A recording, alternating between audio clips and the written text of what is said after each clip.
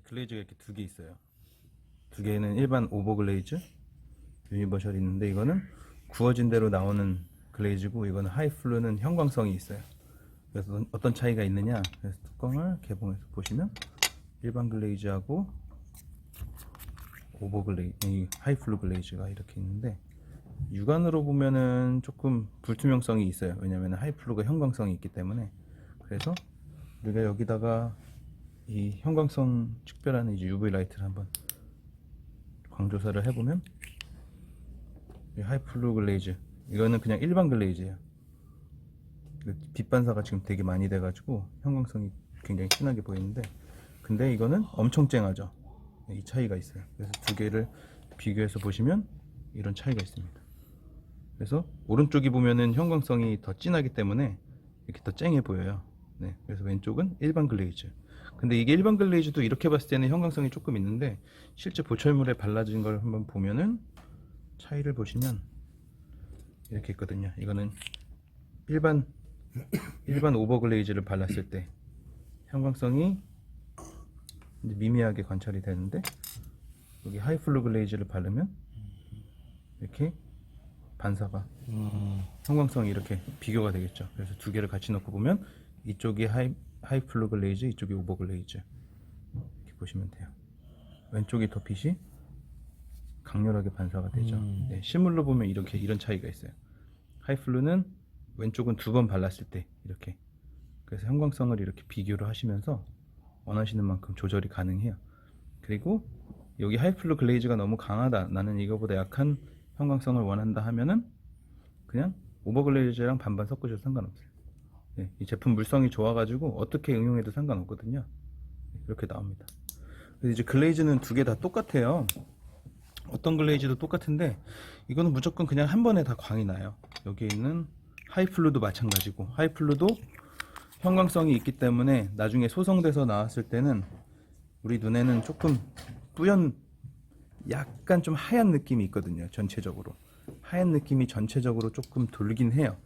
그래서 내가 1차적으로 스테인 바르는 거 위에다가 하이플루를 바르면 인사이저리나 그 스테인의 색이 아주 미세하게 색이 조금 더 하얘진다라는 느낌이 있어요. 근데 그거는 우리 육안으로는 거의 확인이 안 될 만큼 미미한 차이가 있다는 거고, 그리고 오버글레이즈는 그야말로 구워졌을 때 그렇게 나오는 거, 그냥 바로 그렇게 나오거든요. 이게 오버글레이즈를 위에다가 마무리한 건데 1차적으로 안에다 스테인을 다 넣었어요. 교환면 쪽이나 그리고 링걸이나 다 넣었는데 그대로 유리처럼 구워져 나오는 그런 글레이즈다 라고 보시면 돼요. 그게 바로 하이플루 글레이즈고, 이게 오버글레이즈고, 그리고 하이플루 글레이즈는 이게 하이플루 글레이즈로 한 건데, 하이플루 글레이즈는 인사이저 쪽에 제가 여기 있는 I1, 인사이저 1을 써서 인사이저 1이 좀 색이 진해가지고 잘 보이는데, 여기다가 하이플루 글레이즈를 바르니까 색이 오히려 더 색이 농도가 조금 더 흐려졌거든요. 그러니까 인사이저에 썼던 그 투명한 게 조금 더 약해졌다고 보시면 돼요. 근데 그러나 더 자연스러운 느낌은 있을 수 있다 라고 보시면 되겠습니다. 이제 믹스만 기억하시면 돼요. 글레이즈는 믹싱만 잘 하시면은 무조건 한 번입니다. 우리가 여기 지르코니아 블록인데, 지르코니아 블록에는 아시다시피 셀프 글레이즈 하는 성분이 전혀 없잖아요. 그래서 글레이즈에는 무조건 지르코니아를 글레이징 할 때는 일반 PFM이나 그리고 PFG 이렇게 파우더가 들어간, 그리고 혹은 글라스 세라믹처럼 셀프 글레이즈 하는 성질이 없기 때문에 무조건 전체적으로 한 겹 도포가 돼야 돼요. 아주 얇게라도. 그래서 그 농도를 맞추는 거를 우리가 한번 볼게요. 그래서 오버글레이즈를 한번 보겠습니다.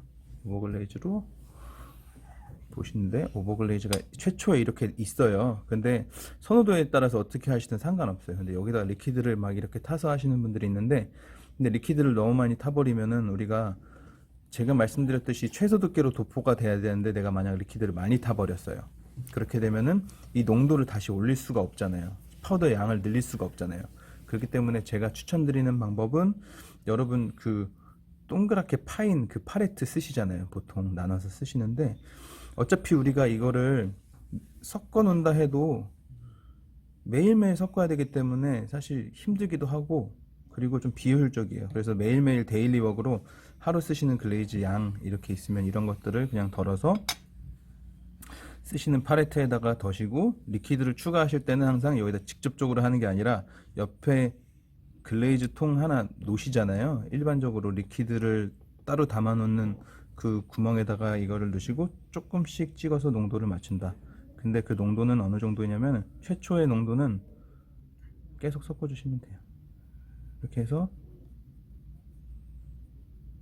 여기 보시면은 약간 끈적끈적한 상태인데 어느 정도냐? 꿀 정도의 점도다.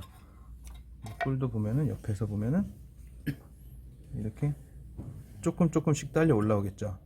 이 농도로 시작을 하셔야지 우리가 너무 묽어서 밑으로 흘러내리지도 않고, 그리고 글레이즈의 파우더 양이 너무 작아서 글레이징이 안 나오는 경우도 없고. 그래서 글레이징이 안 나왔어요 라고 하는 말은 뭐냐,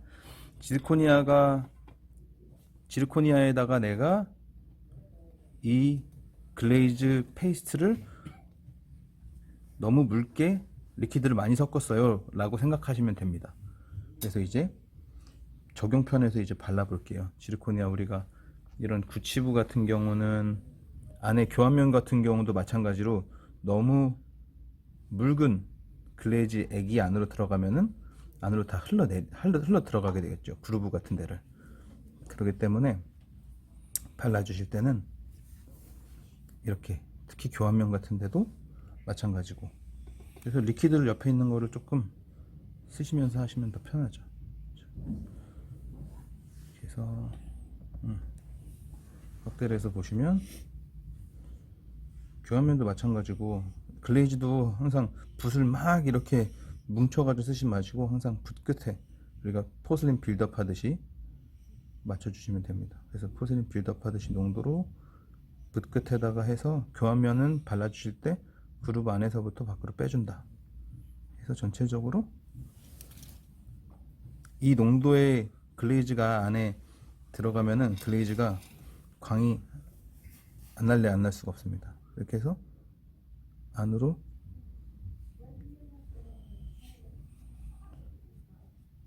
이렇게 빼주면 됩니다. 글레이즈를 안으로 들어갔다가 밖으로 빼주고 이렇게 바르면 되겠죠. 글레이즈는 이렇게 하시면 돼요. 그냥. 그리고 다른 것도 다 마찬가지로 자꾸 포커스가 빗나가네. 이렇게 해서 내려주시면 돼요.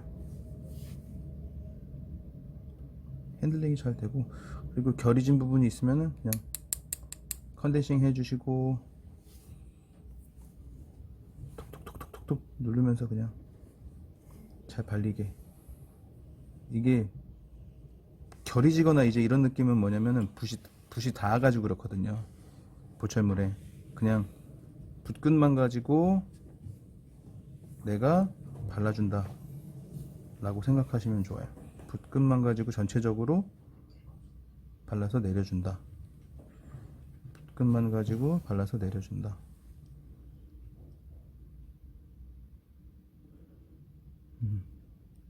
이게 왜냐면은 보통 어떤 경우가 있냐면, 지르코니아 코핑 있잖아요. 지르코니아 코핑 자체가 안에 있는 점성이 없기 때문에 지르코니아 글레이즈가 잘 안 발린다고 해서 어떤 분들은 리퀴드를 전체적으로 도포를 해버리세요. 근데 그렇게 되면 어떤 현상이 발생하느냐, 리퀴드가 전체적으로 지르코니아 자체를 갖고 있기 때문에 내가 미리 만들어 놨던 이 글레이즈의 농도가 안 맞아서 글레이즈가 군데군데적으로 안 되는 경우가 있거든요. 근데 왜 그러시는지는 알아요. 이게 점성이 약하기 때문에 잘 안 발려서 그렇다고 하시는 분들이 있는데, 근데 유니버셜 스테인 글레이즈는 그럴 필요가 없어요. 샌드 블라스팅을 하는 게 보철화케에서 권장해 드리는 건데, 이거는 일이 좀 급해서 나는 샌드 블라스팅을 할 시간이 없어, 그래서 코핑에다 바를래 라고 하셔도 이거를 리퀴드를 먼저 전체적으로 도포 안 하셔도 돼요. 왜냐? 점성 자체가 잘 조성이 돼 있어서 이 전용 리퀴드랑 그리고 글레이즈 액을 사용하시면, 지금 제가 툭툭툭 찍어 주시는데도 이렇게 되게 샤인한 걸 보실 수 있겠죠. 서비컬 한 번 더 신경 써 주시고 이렇게 나중에 다 발랐을 때 확인하는 방법은 뭐냐면 스탠드 불빛에다가 대고 위아래로 돌려가면서 확인을 하시면 돼요. 근데 그때 스탠드 불빛에서 구멍이 뚫리거나 안 발린 부분은 나중에 글레이즈 됐을 때 당연히 여기 안에 있는 글레이즈가 안 발라져 있기 때문에 광이 안 나겠죠. 네, 이 최초의 이 농도만 지켜주시면 글레이즈는 무조건 한 번에 끝이 난다. 그리고 주의하실 점은 뭐냐면은 교환면 같은 경우도 지금 전체적으로 바르면서 미세하게 고인 부분이 있어요. 이런 부분 마지막에 소성 전체적으로 다 발라주시고, 그리고 브릿지 같은 경우도 다 발라주신 다음에 교환면에 이렇게 뭉친 부분을 결대로 닦아주시면 됩니다.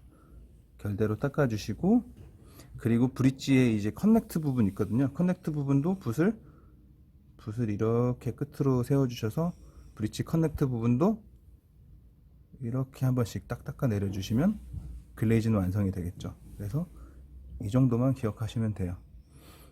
그리고 이렇게 되면 이제 자연스러운 광이 진행이 됩니다. 그래서 광도 굉장히 쨍하게 되고요. 여기 있는 것도 한 번에 소성을 한 거거든요. 그래서 교환면에 그루브도 많이 들어갔고, 그리고 이 세컨더리 그루브나 되게 표현을 많이 했어요. 근데 깊은 곳이나 이런 부분이 보통 선호도가 기공소에서 이렇게 많이 반짝거리는 걸 선호하시더라고요. 그래서 이렇게 반짝반짝하게 자연스럽게 완성이 됐습니다. 글레이즈는 농도만 기억하시면 돼요. 그래서 최초의 농도, 꿀 정도의 점도, 리퀴드를 처음부터 내가 이렇게 추가하는 게 아니라 리퀴드를 옆에 팔레트에다가 조금 덜어서 스파츌라로 조금씩 찍어서 농도를 맞춰준다. 그렇게 하시면 글레이즈는 무조건 한 번에 다 될 수 있습니다.